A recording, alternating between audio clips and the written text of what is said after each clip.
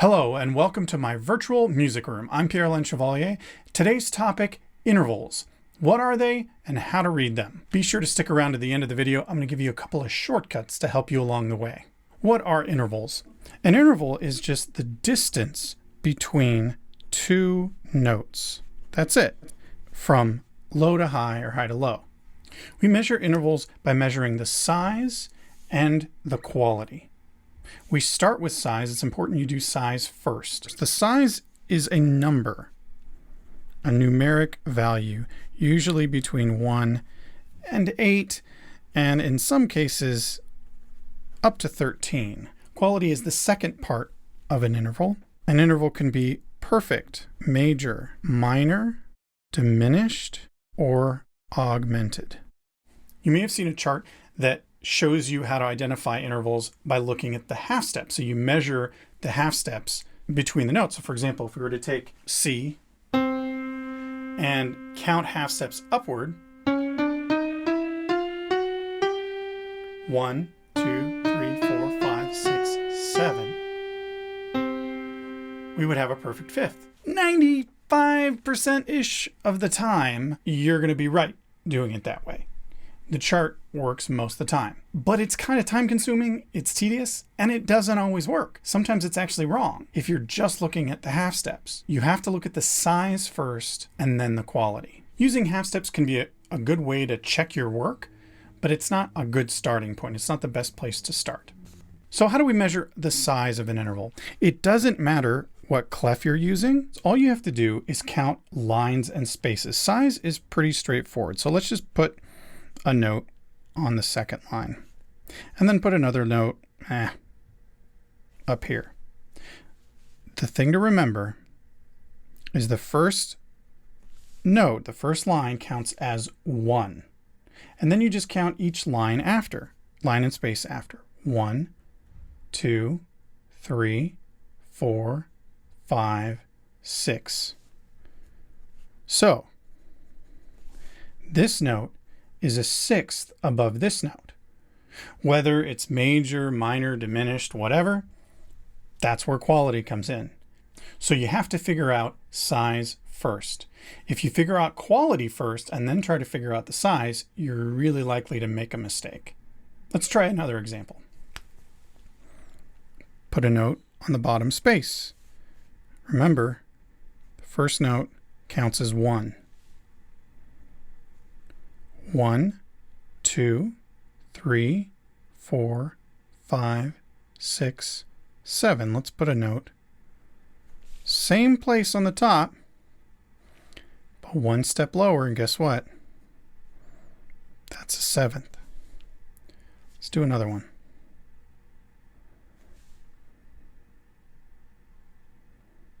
This one looks a little bit smaller. Remember, the first one is 1. 1, 2, 3, 4, 5. We have a fifth. You might have noticed that the position left or right of the top note doesn't really matter. You can have an interval stacked on top of each other like this, or you can have them moving through time like this. We call this type of an interval up and down a harmonic interval, and intervals that are melodic intervals. But the distance between the notes is all we're worried about today. Let's talk about interval quality. This gets a bit tricky, so bear with me. There are 5 different interval qualities: perfect, major, minor, diminished, and augmented. Each of these terms refers to the relative size of an interval compared to its default. Well, what is an interval's default, you might ask? And like many other things in Western classical music theory, we think of the major scale. If we have a C major scale and we use C as the bottom note of an interval going up the scale, each of these intervals will either be major or perfect. Let's map this out. If we first figure out the size of each interval, it'll help us out. So let's start with C. That would be 1. Counting up, C to D is 2. C to E is 3. F, 4. G, 5. 6, excuse me, A, 6. B, 7. And C again, we call that the octave. And usually we refer to the 1 as unison. If there are two instruments playing the same note, we call it a unison, not a first. So we've got the size down for each of these intervals, from C to D, C to E, C to F, C to G, C to A, C to B, and C to C. But what's the quality? Well, wonderfully, in a major scale, you only have two to think about: perfect and major. Fourths and fifths are perfect, as are octaves and unisons. They're called perfect because they can't be major or minor. They can't be changed to become major or minor. They can be changed to become augmented or diminished, but not major or minor. The major intervals, the second and third and sixth and seventh, can be altered to be minor as well as diminished or augmented. We change the quality of an interval by increasing its size or decreasing its size. And by size, I mean vertically. We do that by adding accidentals, sharps, and flats. Let's look at an example. If we put an interval here, first, remember, we have to figure out the size. Then we figure out the quality. For the size, the first note is 1, 2, 3, 4, 5, 6. We know that it is a sixth of some kind. But is it major, minor, perfect, augmented, diminished? We don't know that yet. What we do is we superimpose the major scale for the bottom note and see if it lines up with the top note. When I see this kind of an interval, an E to a C sharp, I quickly imagine my E major scale. This is why it's so important to know your major scales. And I quickly see that C sharp is in the E major scale. So it's a sixth, it's in the major scale, therefore it's a major sixth. But what if it wasn't C sharp that was written? What if instead we had a C natural, no sharp? We know that it's still a sixth of some kind. We know it's not a major sixth, but what kind of a sixth is it? That's where this chart comes in handy. If you have an interval that doesn't match up with your major scale, and it's smaller than what the interval would be in the major scale by 1/2 step, you move 1 step to the left on this chart. Find your major sixth. If it were a C sharp, it'd be a major sixth. It's not. It's a C natural, so it is a minor sixth. Let's do another example. What if instead of C natural, we had a C flat? We still have a sixth. Yes, it's really scrunched down, but we still have a sixth. So if it's not major and it's not minor because it's even smaller than minor, now we have a diminished sixth. If we do C double sharp, which is a thing and does exist, we wouldn't have our major sixth,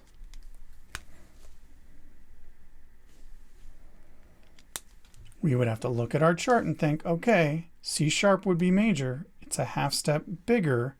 So therefore, we have an augmented sixth. Let's review quality. Intervals can have one of 5 qualities: perfect, minor, major, augmented, and diminished. A major scale from the bottom note to the note above has either major or perfect intervals. No minors, no augmenteds, no diminished. When you see an interval, you take the bottom note, imagine its major scale above it, and see if the top note is in the major scale. If it is in the major scale, then you know it's either major or perfect. And perfect intervals can't be major. Major intervals can't be perfect. We know that the size, because that's the first thing we do is figure out the size, is a sixth. We superimpose the major scale. We see that the note corresponds to the major scale, so therefore it's a major sixth. If the note is smaller than the note in the major scale by a 1/2 step, we look at our chart and we move to the left. Major, not major, it's minor. Minor sixth. And likewise, if the interval is too large, because the note is higher in this case, E to C double sharp, then we move the other direction on our chart and we go from major to augmented. So that's all fine and good, but how do we hear these intervals and know what we're listening to? Aural skills is an important part of your musical studies, and we've talked about solfege before, which is a system of using syllables to hear scale degrees in tonal music. Well, you can use solfege to help you practice your intervals. You can also use melodies that stand out in your mind. I used Justin Bieber's song Lonely in one of my videos, and it uses a perfect fourth, actually 2 perfect fourths, a half step apart.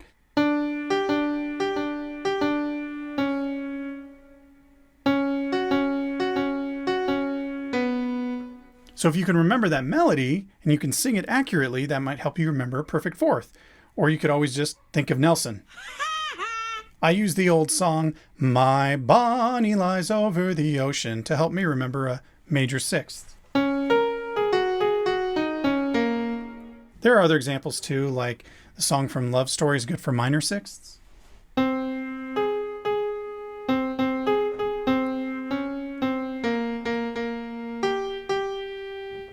That one's really popular, the opening to that. I often think of kids taunting on a playground as a minor third. Neener, neener, neener. It's not, I added an extra note, but you know.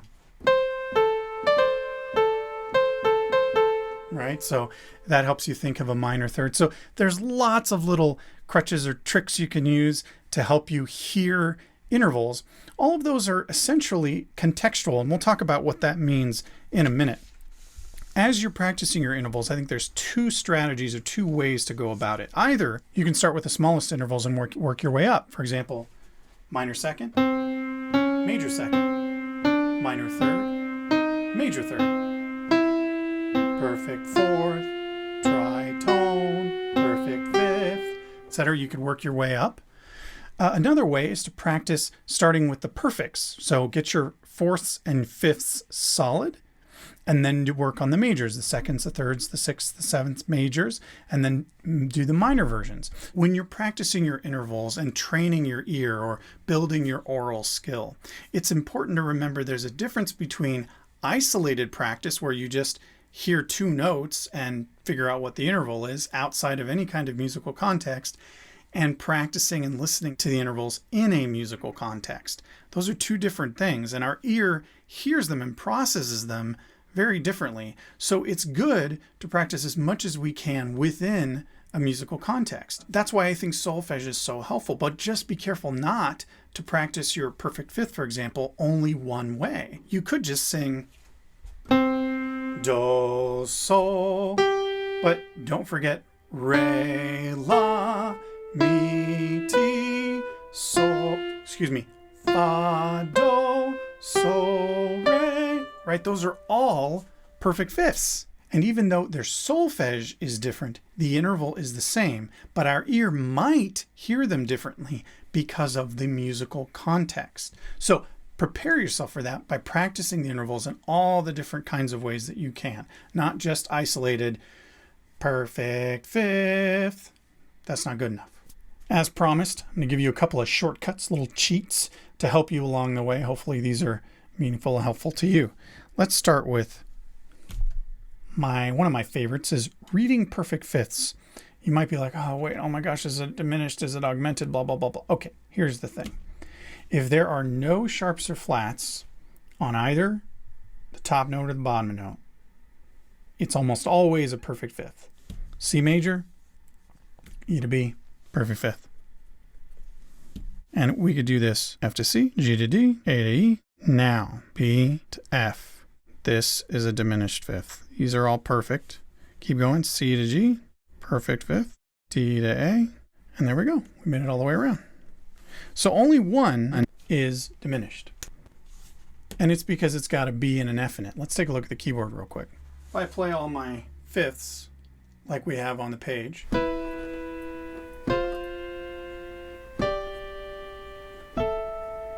and then when I get to B to F, let's count the half steps. 1, 2, 3, 4, 5, 6. There's only 6 half steps, not the 7 you have in all the others. 1, 2, 3, 4, 5, 6, 7. Tritone, or diminished fifth in this case, B to F, diminished fifth. Perfect fifth, perfect fifth, perfect fifth, perfect fifth. Okay, if one of these notes is flatted, its partner has to be flatted too. If one of these notes is sharped, its partner has to be sharped too in order to stay perfect. With B and F, either F has to be sharp or B has to be flat. One of the two in order to make it perfect. It's a fun, easy little trick when you're reading. If you see a fifth, as long as the top and the bottom note are either both flat, both natural, or both sharp, unless it's B and F, you got a perfect fifth. Don't overthink it. And the same is true for fourths. Just like with the fifths, when you have F and B, you start to have a problem. This is an augmented fourth. All the rest are perfect fourths. When you're reading for your intervals and you see either a fourth or a fifth, unless it's B and F, right? You've got B here, F here, B here, F here. Unless B and F are together, if their accidentals match, they're perfect. That's a fun little quick trick. Makes life easy for you. You don't have to count or think or do too much. Okay? That's trick number 1. Trick numero dos. When you invert a major interval, major third, and you invert it, means you switch the order. So you put the top one on the bottom and the bottom one on the top. So here we go, E to C. They switch from major to minor. That's a minor second. They're a half step apart. Switch it around. I don't even have to think about it. I know because it's its inversion. It's a major seventh. Another real handy trick, you may have heard of this before. The inversions always add up to 9. Oh, if you've got a major or minor interval and you're trying to remember what its inversion is, take 9, subtract it, minus 3 equals 6. And then you know the inversion is 6 or 2. 9 minus 2 equals 7. You know it's a seventh. And then you just switch the quality. So this is really handy when you're talking about major sevenths and major 6 and minor 6. If you're having trouble just thinking about it, just flip them around and then it's the opposite. Right, so those are 2 handy tricks. Hopefully those are helpful. I use them all the time and hopefully you find them useful for yourself as well. Well, there you have it, intervals. Hopefully that made sense to you. That was a lot of information. If you have any questions, please feel free to leave a comment below. I'd be happy to answer your questions down there. If you have ideas for other topics you'd like me to discuss, leave them in the comments too. If you like the video, give it a thumbs up, share it with your musically curious friends, and if you want to learn more, subscribe, and don't forget to ring the bell to receive notifications. Thanks so much for watching, and I hope this video has brought you closer to understanding the music you love.